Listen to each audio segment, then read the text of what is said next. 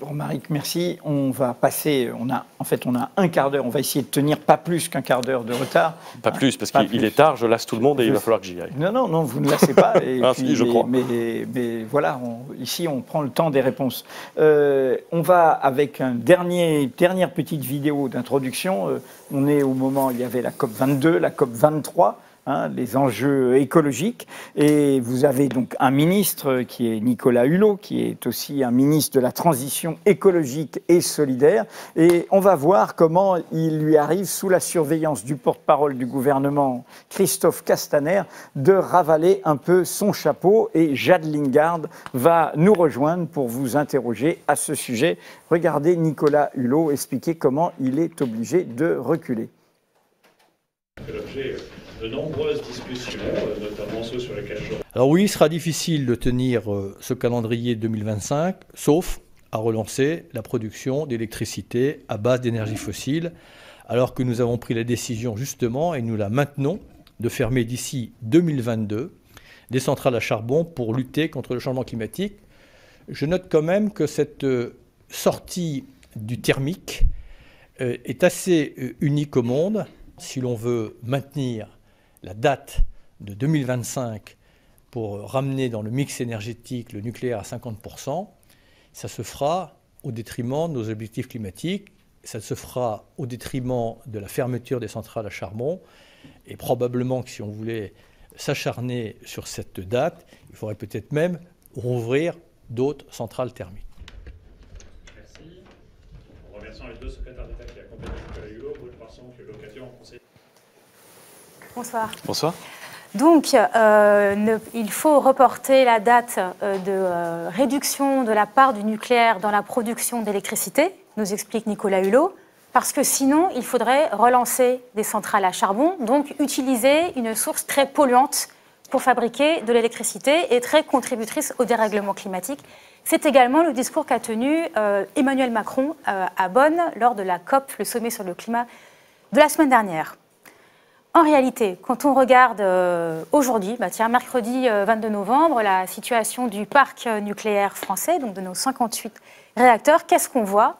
Eh bien, on voit que 20 réacteurs sont aujourd'hui à l'arrêt. Alors, ils sont à l'arrêt pour des raisons de maintenance, d'entretien, etc. Alors, c'est intéressant parce que 20 réacteurs, c'est à peu près le nombre de réacteurs qu'il faudrait arrêter pour arriver à 50% de nucléaire en 2025, comme le demande la loi. Donc, comme quoi, c'est pas non plus complètement impossible. Ma première question, est la suivante. Compte tenu du vieillissement du parc nucléaire français et de la situation quasi de vétusté de certains de ces réacteurs, est-ce que la principale faiblesse de notre système nucléaire n'est pas justement le vieillissement de ces réacteurs? Il y a beaucoup de présupposés ou de questions dans votre question. C'est une description qui essaie d'être synthétique. Oui, mais je ne la conteste pas. Je dis simplement qu'il y a beaucoup de choses. Alors, bon, voilà. Par exemple, vous dites que sur les 58 réacteurs, il y en a un certain nombre qui sont fermés aujourd'hui. 20, j'ai regardé avant de venir. Exactement, et que ça montre qu'on peut réussir. Vous avez raison. Sauf que si on en avait 20 qui étaient définitivement fermés et qu'on en avait donc plus que 58 moins 20, 38 en état de marche, on pourrait avoir un problème le jour où il faudrait entretenir ceux des 38 qu'il faudrait entretenir à ce moment-là. On est d'accord, c'est une situation... Et c'est exactement, c'est exactement ce qu'a voulu dire Nicolas Hulot. C'est exactement ce qu'il a voulu dire. Il ne l'a pas dit comme ça. Vous ne l'avez peut-être pas compris comme ça, mais c'est bien ce qu'il a voulu dire. Il a dit quoi? Il a dit à juste titre que l'objectif de faire en sorte de ramener le mix énergétique français à un niveau où il y aurait 50% de production d'électricité nucléaire était un objectif confirmé par le gouvernement. Que la date qui avait été affichée 2025 était une date qui, pour être respectée, exigeait d'abord des fermetures qu'on avait du mal à organiser socialement et ne permettait pas de garantir une sécurité d'approvisionnement à un coût acceptable sans dégrader la production de CO2 parce qu'il aurait fallu, pour garantir la sécurité d'approvisionnement, soit avoir recours à l'énergie carbonée qui nous vient d'Allemagne, soit avoir recours à l'énergie carbonée qui serait produite dans le pays. Or, chez Nicolas Hulot, et à juste titre, il y a la conviction que la priorité principale, qu'on aime ou pas le nucléaire, c'est le climat. Et que l'urgence principale, dès lors qu'on a fixé comme priorité principale la lutte contre le dérèglement du climat, c'est la réduction de l'émission de CO2 dans l'atmosphère. Oui, mais et il se trouve qu'à court terme, la production d'énergie nucléaire ne contribue pas à l'émission de CO2 dans l'atmosphère. Et donc, pour 2025, il apparaissait que l'objectif n'était pas atteignable. Pour 2025, ça ne veut pas dire que ça n'est pas un objectif, ça veut dire qu'il sera atteint à un rythme qui sera crédible pour garantir la sûreté et la sécurité de la production d'énergie, l'accessibilité à cette énergie et un coût supportable par les Français de la transition. Vous avez dit 2030-2035 comme horizon possible, c'est ce que vous gardez comme échelle de temps aujourd'hui? Je me fixe ça. Je ne suis pas un fétichiste de la date en la matière, parce que je pense que... Du coup, ça s'organise, une fermeture de réacteur? Oui, ben justement. C'est le problème, c'est qu'on n'a pas de date. Non, mais justement, parce que ça s'organise, parce que c'est redoutablement complexe, parce que sur chaque territoire, ça pose des problèmes qui peuvent être différents, parce que vous voyez, il y a quand même toute une série de territoires où le tissu humain, social, industriel, il s'est organisé autour de ça. Et on peut le regretter ou s'en féliciter, mais enfin, c'est comme ça. C'est l'enjeu de la transition. Et bien voilà, donc ça s'organise, ça prend du temps, et c'est bien beau de se fixer une date si ce n'est pas réalisable. Mais voilà, donc moi je ne suis pas un fétichiste, je dis que c'est un horizon qui est un horizon sain. Je dis que pour l'atteindre, il faut à la fois réduire notre consommation d'électricité et développer notre production d'électricité renouvelable. Et derrière cette évidence qui apparaît à tous comme quelque chose de sympathique et de simple, il y a des sacrées difficultés. Parce qu'à chaque fois qu'on veut développer la production d'énergie renouvelable, on a l'hydroélectricité qui fonctionne plutôt bien en France, mais dont les capacités sont probablement arrivées à peu près à leur terme en termes de développement, c'est 10% de la production d'électricité en France. Vous avez l'éolien posé. L'éolien posé sur le territoire, ça fait des champs d'éoliennes. Il y a des gens qui trouvent ça très bien, il y a des gens qui trouvent ça moins bien. Vous avez l'éolien offshore. Facilement en parler, l'éolien en mer, pardon, qui peut être soit planté, soit flottant. Pour l'instant, il est plutôt planté, enfin il est tellement planté qu'on n'en a pas mis une. C'est-à-dire qu'on a commencé à passer les premiers appels d'offres en matière d'éolien offshore en 2010-2011. Il y a 6 ou 7 ans. 6 ou 7 ans après, il n'y a pas une éolienne qui fonctionne en France. Mais ça, c'est un des enjeux aujourd'hui, de raccourcir les délais. C'est un sacré enjeu, parce qu'on peut se faire plaisir en disant on va atteindre le 50% grâce au développement des énergies renouvelables. Enfin, les énergies renouvelables, il faut les installer quelque part. Et par définition, en nombre, si on veut être capable de produire suffisamment pour garantir la sécurité et le prix d'accès à l'électricité. Et ce n'est pas un sujet simple.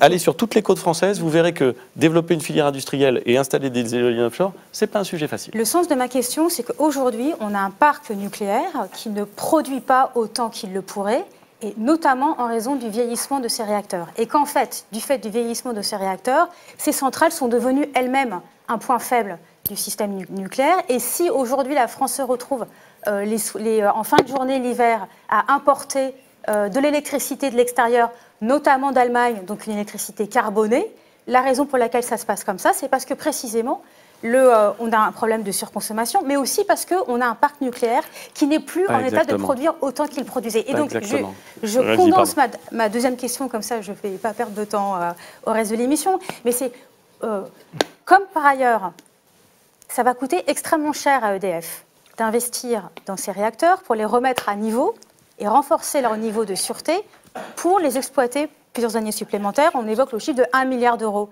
à peu près par réacteur, c'est un petit peu moins, mais enfin on voit bien que c'est des énormes investissements. On peut assez facilement arriver à la conclusion qu'en fait il serait économiquement bénéfique pour EDF de fermer certains réacteurs.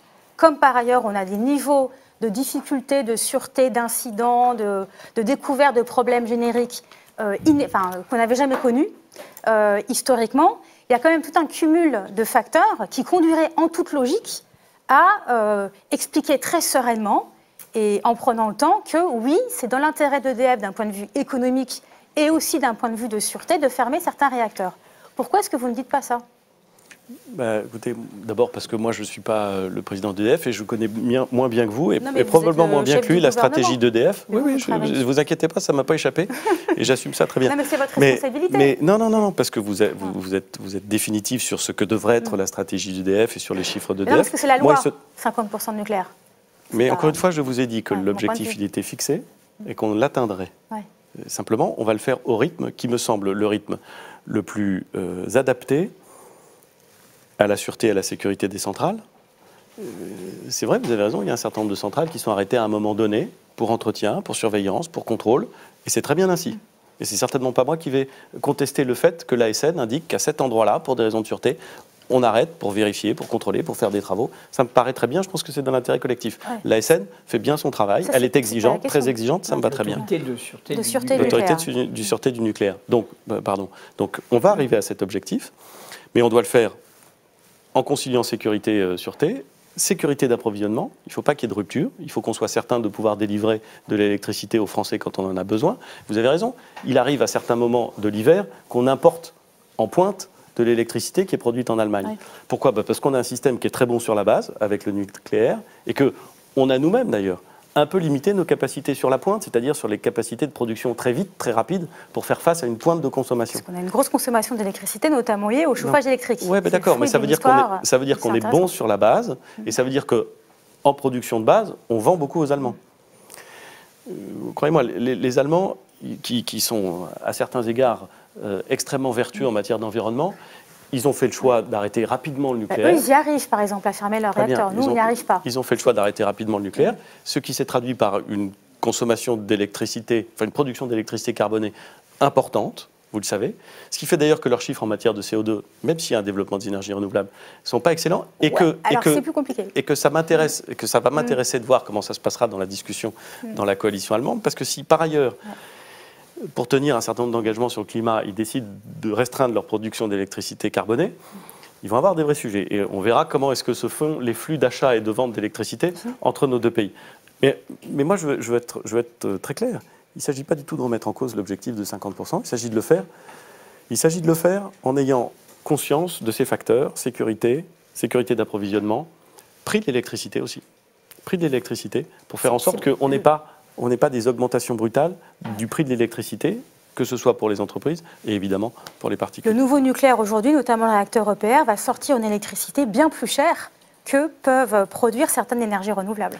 Mais on est à un moment vraiment de rupture, en fait, technologique. Je pense que, mais peut-être que, je ne sais pas si vous avez une vision par principe de l'électricité nucléaire ou pas, je ne veux pas le préjuger. Non, c'est une description je dis que je ne sais pas et que je ne veux pas le préjuger. Je pense qu'à bien des égards, si on veut relever le défi de la production de CO2 et de l'émission de CO2, le nucléaire et le renouvelable sont un très bon mix. C'est-à-dire que moi, je pense que c'est absurde de les opposer. J'ai toujours pensé ça. Alors, il y a des gens qui sont contre le nucléaire par principe. C'est un cadre d'Areva qui parle. Non, mais c'est une conviction. Je l'avais avant, je l'ai maintenant. Ouais. Et alors, j'assume. Il y a des problèmes d'incompatibilité de réseau. Après, c'est des discussions un peu techniques. C'est pas si simple. D'adaptation du réseau, mais je pense que ça peut faire un bon mix. On va terminer avec une ultime question. Merci, Jade. Une ultime question d'Hélène Salvi en revenant à la politique. Politicienne, peut-être. Revenons à la politique. Politicienne. Nous ne l'avions pas quitté. Partisane.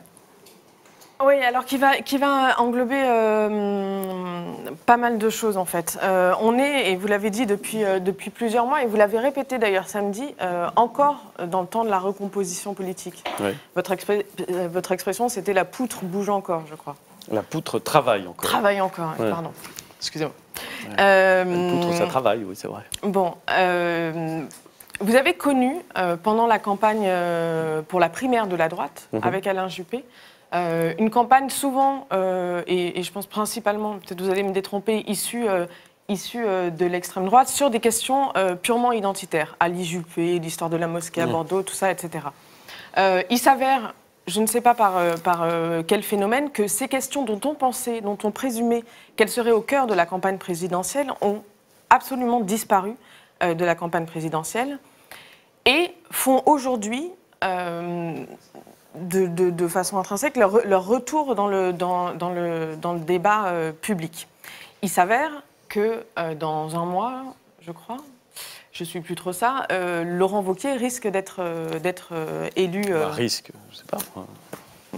Candidat, ça sera peut-être élu. Le président des Républicains. Vous mettez une connotation qui est sur une ligne, en clair, qui est sur une ligne est susceptible de... Et susceptible de devenir président de Les Républicains. Laurent Wauquiez, dont votre ancien collègue de parti, en tout cas toujours ami Thierry Solaire, dit qu'il a cassé la digue avec l'extrême droite et qu'il, je cite toujours, se met exactement sur le même créneau que Le Pen. Globalement, l'obsession de l'islam, des musulmans, etc. Globalement, c'est comment aujourd'hui éviter politiquement que les questions identitaires portées souvent par une droite extrémisée ou une extrême droite et par ailleurs par d'autres personnes dans le débat public ne repolluent, entre guillemets, vous allez me dire que c'est encore un point de vue, mais ne repollue le débat public et qu'on s'en tienne finalement à ce qui a été peut-être qu'une parenthèse des 6 mois de campagne présidentielle. C'est difficile de répondre à votre question, Madame Salvi, parce que d'abord le débat public, il est ce qu'il est. On peut contribuer à l'organiser, à le constituer, mais enfin, il a sa propre vie. Et il faut le prendre tel qu'il est, d'une certaine façon. Ensuite, moi, d'une certaine façon, j'ai fait mon choix.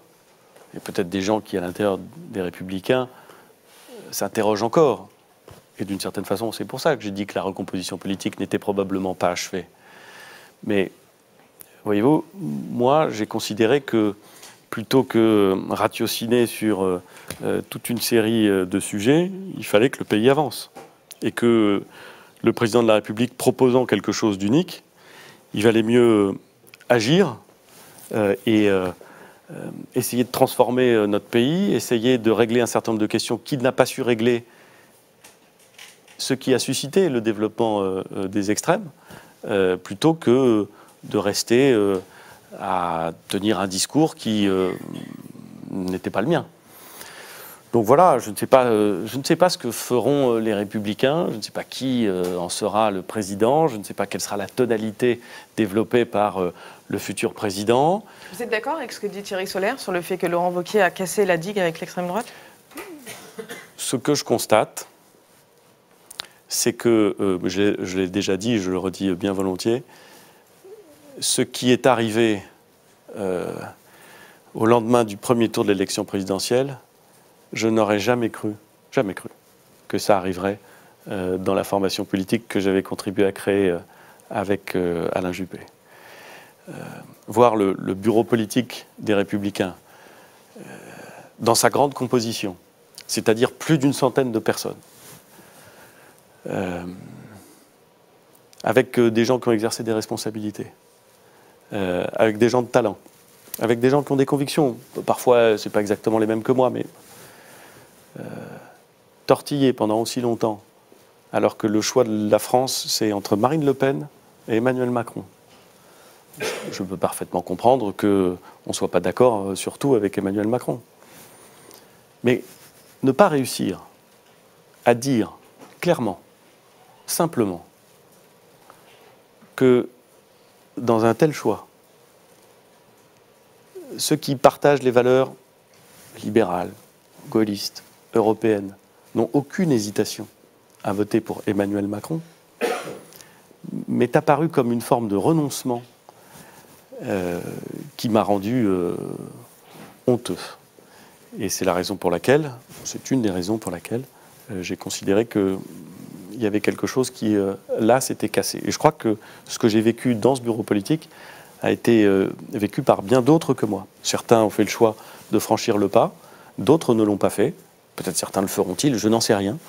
Mais ça m'a profondément frappé. Ensuite, je ne fais pas de procès d'intention à quiconque. J'attends de voir.